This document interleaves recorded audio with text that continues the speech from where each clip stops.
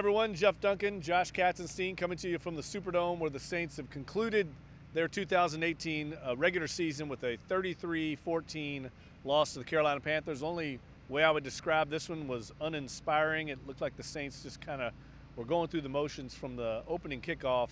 And look, it's not going to end up affecting them one way or the other in their seeding, but certainly not the way they wanted to end their 2018 season. Yeah, it's a unique situation where they have the built-in excuse that, the game didn't matter, there were no playoff implications.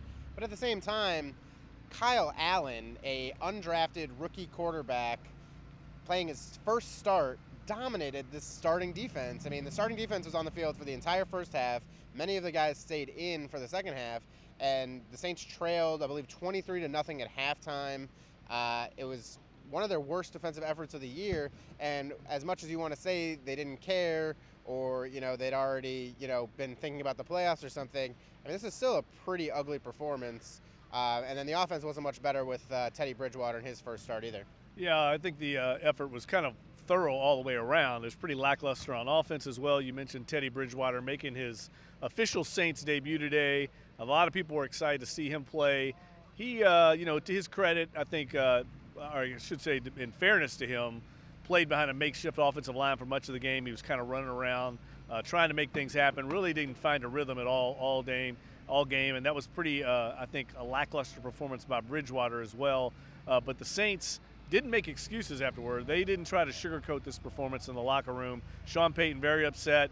Most of the leaders on the team also kind of parroting his message that, look, they got to get better. Now they got 2 weeks to do it.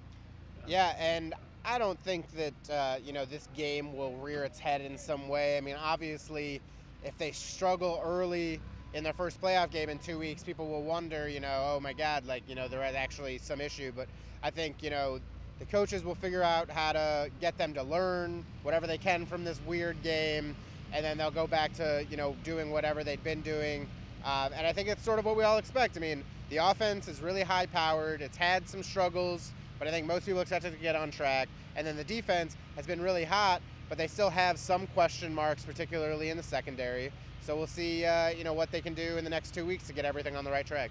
And this weekend coming up, the Saints will be off. They'll have a bye going into the divisional playoffs in a couple weeks. So we won't know who the Saints will play until the wild card round next weekend is decided.